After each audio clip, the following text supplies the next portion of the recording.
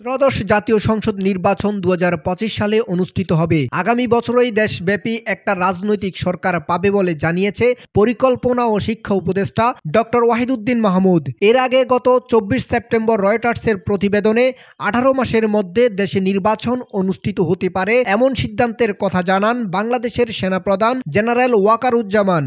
BNP সহ অন্যান্য রাজনৈতিক দলগুলো সে লক্ষ্যে জেলা, উপজেলা এবং বিভাগীয় সাংগঠনিক কার্যক্রম শুরু করেছে।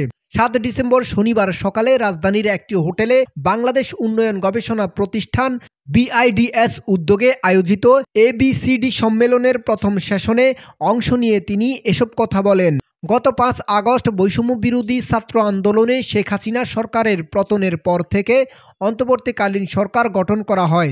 ডক্টর মোহাম্মদ ইউনূস অন্তর্বর্তীকালীন সরকারের দায়িত্ব গ্রহণের পর নানা সংস্কারের উদ্যোগ নেন।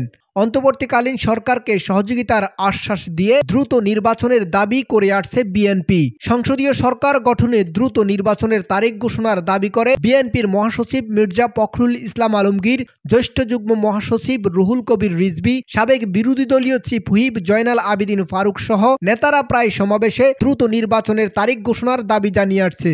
এদিকে বিগত আওয়ামী লীগ সরকারের সময়ে ২০২২ সালের ২৭ ফেব্রুয়ারি নিয়োগ পাওয়া কাজী হাবিবুল আওয়াল কমিশন গত ৫ সেপ্টেম্বর একযোগে পদত্যাগ করেন। এরপর থেকে প্রায় ৩.৫ মাস নির্বাচন কমিশন শূন্য ছিল। সার্চ কমিটি গঠনের পর তারা বিভিন্ন রাজনৈতিক দলের কাছে সিইসি ও ইসি ৪ জনের নাম পাঠানোর আহ্বান জানান। এ প্রেক্ষিতে বিএনপি ও তাদের মিত্র দলগুলো নামের তালিকা পাঠায় সার্চ কমিটির কাছে। সে তালিকা থেকে সার্চ কমিটি বাছাই করে ১০ জনের নামের তালিকা প্রেসিডেন্টের কাছে প্রদান করে। প্রেসিডেন্ট সে ১০ জন থেকে প্রধান নির্বাচন কমিশনার ও অন্যান্য ৪ জন নির্বাচন কমিশনার নিয়োগ দিয়েছেন।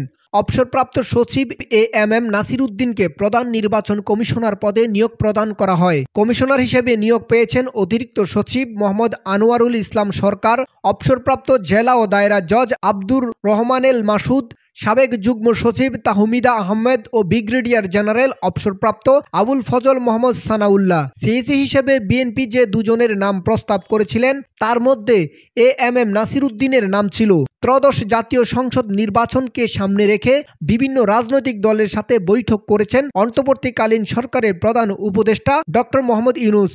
রাজনৈতিক দলগুলোর কাছ থেকে দেশ সংস্কারে সহযোগিতা চেয়েছেন। নির্বাচন কবে নাগাদ অনুষ্ঠিত হবে সুনির্দিষ্ট কোনো ঘোষণা না দিলেও বাংলাদেশের সেনাপ্রধান জেনারেল ওয়াকারুজ্জামান ১৮ মাসের মধ্যে নির্বাচন হওয়ার বিষয়ে জানান। তবে এবার অন্তর্বর্তীকালীন সরকারের শিক্ষা ও পরিকল্পনা উপদেষ্টা অধ্যাপক ওয়াহিদুজ্জামান ২৫ সালের মধ্যে নির্বাচন হওয়ার কথা জানান। আগামী ত্রয়োদশ নির্বাচন ২০২৫ সালের মাঝামাঝি অথবা শেষের দিকে অনুষ্ঠিত হতে পারে এমন ধারণা করছে রাজনৈতিক বিশ্লেষকরা। গাজী মঈনুদ্দিন, স্বদেশ বাংলা, ঢাকা।